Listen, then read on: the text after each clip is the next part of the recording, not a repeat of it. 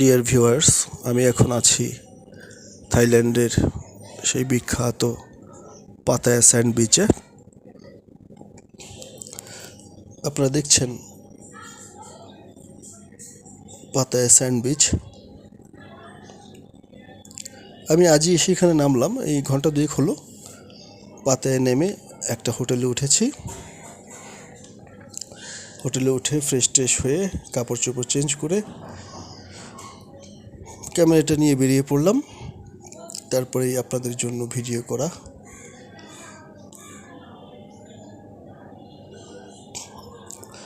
Pattaya বীজটা কিন্তু দুই ভাগে বিভক্ত, অনেকে জানে না, আমি নিজেও জানতাম না আসলে, আমি পরে জেনেছি এবং সেভাবেই আমি ভিডিও করেছি। পাতায়া বীজটা দুই ভাগে বিভক্ত হচ্ছে, একটা হচ্ছে স্যান্ড বিচ আর একটা হচ্ছে পাতায়া সিটি বিচ। যেটা সিটি বিচ সেখানে আপনি বালু দেখতে পাবেন না, বালির কোনো অস্তিত্ব নেই সেখানে, কারণ পুরো বীজটা উঁচু করে একদম ফুটে বানিয়ে ফেলা হয়েছে। ওখানে গেলে সমুদ্র দেখা যায় কিন্তু এই বালি দেখা যায় না। আর এখানে হচ্ছে যেটা দেখছেন, এটা হচ্ছে স্যান্ড বিচ, এখানে বালি দেখা যায়, বালির অস্তিত্ব দেখতে পাচ্ছেন। বিশাল বড় বালির একটা বিচ এখানে, এই জন্য এটাকে বলা হয় পাতায়া স্যান্ড বিচ। আর একটু ভিতরে যেটা ওয়াকিং স্ট্রিট দিয়ে গেলে একদম শেষের দিকে যেখানে বলা হয় পাতায়া সিটি, ওই পাতায়া সিটির ওখানে যেটা সমুদ্র দেখা যায় ওটাকে বলা হয় হচ্ছে আপনার পাতায়া সিটি বিচ। যাই হোক, আমি দুইটো বিচেরই ভিডিও করব। প্রথমে স্যান্ড বিচের ভিডিও করছি আপনাদের জন্য, আপনারা দেখেন। আমি আলাদা আলাদা করেই করব যাতে আপনাদের বুঝতে সুবিধা হয়, দেখতেও সুবিধা হয়।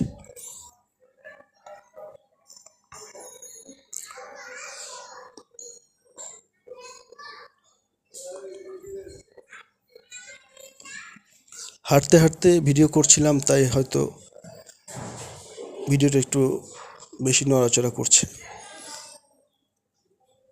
আপনাদের দেখতে হয়তো একটু সমস্যা হলেও হতে পারে, আমি ঠিক বুঝতে পারছি না হবে কি না। যাই হোক, যদি হয় তাহলে ক্ষমা সুন্দর দৃষ্টিতে দেখবেন। তবে দাঁড়িয়ে দাঁড়িয়ে ভিডিও করলে তখন আর এত নড়াচড়া হয় না, ভিডিওটা তখন দেখতে ভালোই লাগে।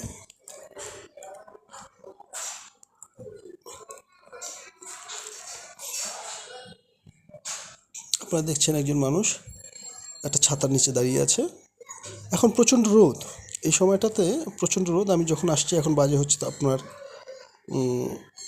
ভর দুপুরবেলা বলতে পারেন, 12টার পরে বেরিয়েছি হোটেল রুম থেকে।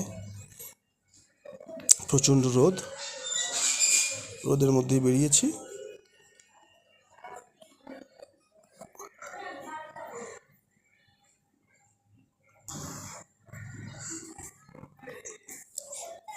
যদি আপনারা একটু লক্ষ্য করেন দেখবেন পুরো স্যান্ডবিচটাই কিন্তু এখন খুব বেশি লোকজন নেই, ফাঁকা পড়ে আছে।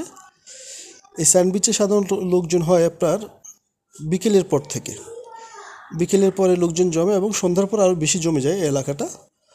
সন্ধ্যার পরে অবশ্য এই বীজটা চলে যায় হচ্ছে আপনার রাতের রানীদের দখলে।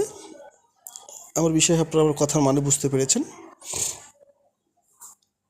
সেই সময় এলাকা দিয়ে আসলে কোনো ভদ্রচিত্ত মানুষের পক্ষে সম্ভব না চলাফেরা করা। আমি তো দেখলাম বাজে অবস্থা।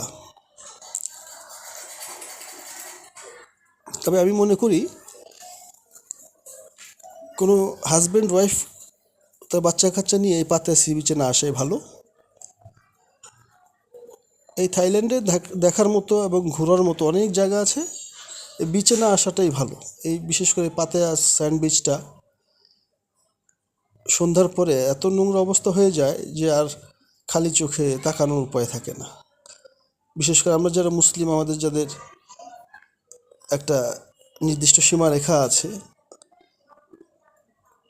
দেখার ব্যাপারে, শোনার ব্যাপারে, বলার ব্যাপারে, তো তাদের এই বিচে আসলে সন্ধ্যার পরে না আসাই ভালো।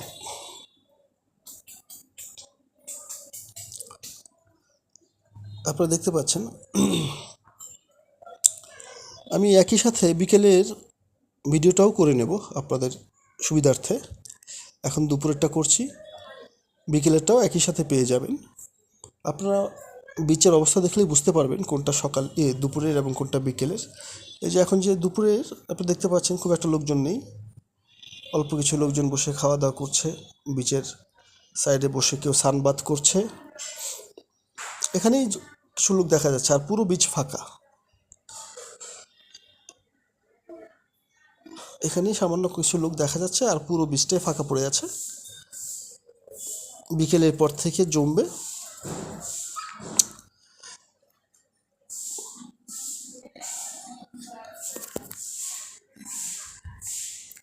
এই যে চেয়ারগুলো দেখতে পাচ্ছেন, ইজি চেয়ারের মতো বিচ চেয়ার যেগুলোকে বলে, এগুলো 1 ঘন্টার জন্য 100 বাথ ওরা ভাড়া নেয়।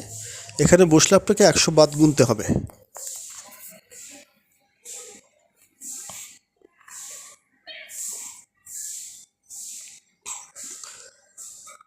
আর এই যে আপনি দেখছেন স্পিড বোট, ওয়াটার বাইক, এগুলো এক একজনের কাছ থেকে এক এক রকম নেয়। আপনি কথা বলে নিতে পারেন যদি আপনার চড়ার ইচ্ছে থাকে,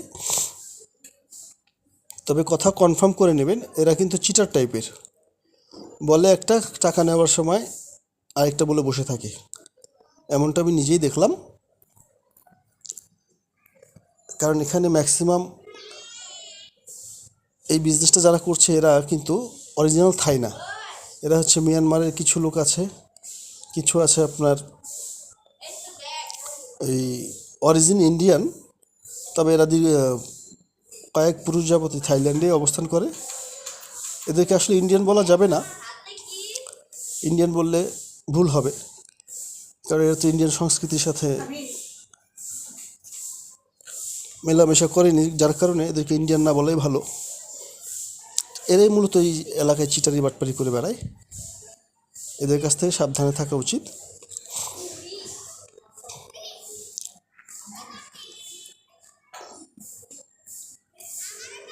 যে কোনো কিছুই, বিশেষ করে বাংলাদেশি টুরিস্টদের উদ্দেশ্যে আমি বলবো, যদি আপনারা যান অবশ্যই পাতায়া যদি যান, সেখানে যাই কিনেন দামাদামি ফিক্সড করে তারপরে হাত দেবেন। খেতে বসলেও রেস্টুরেন্টে অনেক জায়গায় তো ফিক্সড করাই থাকে রেট, আর যেখানে ফিক্সড করা নেই স্ট্রিট ফুড খেতে গেলে সেখানে আপনি দাম জিজ্ঞেস করে নেবেন। তা না হলে কিন্তু আগে খেয়ে নিলে পরে দাম দিতে হবে 2-3 গুণ বেশি। এমন ঝামেলা আমার সাথে হয়েছে, যেহেতু কিছু বলার নেই, দামাদামি না করেই খেয়েছি। যেটা 40 টাকা নিয়েছে মানুষের কাছ থেকে আমি নিজেই দেখেছি, সেটা আমাকে দিতে হয়েছে পরে 120 বাথ। কিচ্ছু করার নেই। এমন চিটিং আমি নিজেই দেখেছি এবং এই চিটিংয়ের পাল্লায়ও পড়েছি। যাই হোক, আপনারা দেখতে পাচ্ছেন বিচে দুটো মেয়ে গোসল করছে, একটা বাচ্চা মেয়ে আর একটা তরুণী।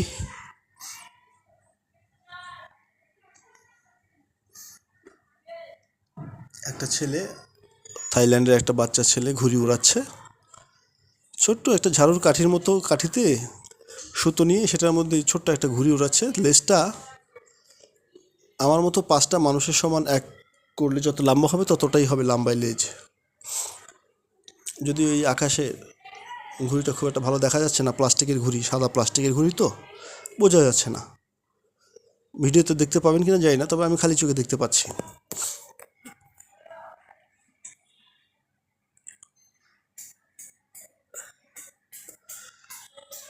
লোকজন আস্তে আস্তে বাড়ছে,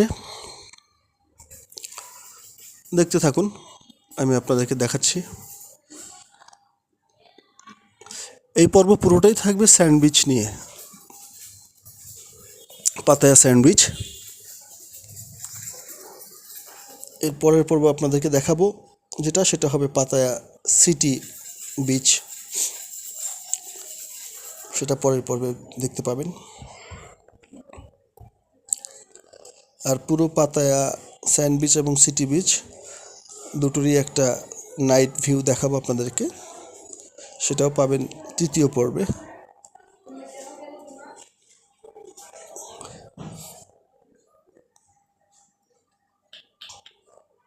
আমি থাইল্যান্ডে অনেকগুলো ভিডিও করতে পারতাম, কিন্তু এত ভিডিও করিনি, ভিডিও বেশি বাড়ানোর চেষ্টাও করিনি।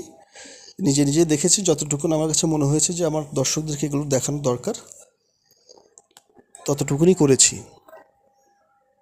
আর থাইল্যান্ডে এমন কিছু দৃশ্য চোখে পড়ে, সেগুলো ভিডিওতে নিতে আমার ইচ্ছে করেনি, আমার নিজেরও দেখতে ভালো লাগেনি। কারণ যে বললাম, আমাদের সমাজের সাথে যায় না এমন কোনো দৃশ্য আমি ধারণ করিনি। আর ধারণ হয়ে গেলে নিজের অজান্তেও যদি হয়ে যায়, তবে সেটা ডিলিট করে দিয়েছি। আপনারা দেখেন। সবাইকে ধন্যবাদ।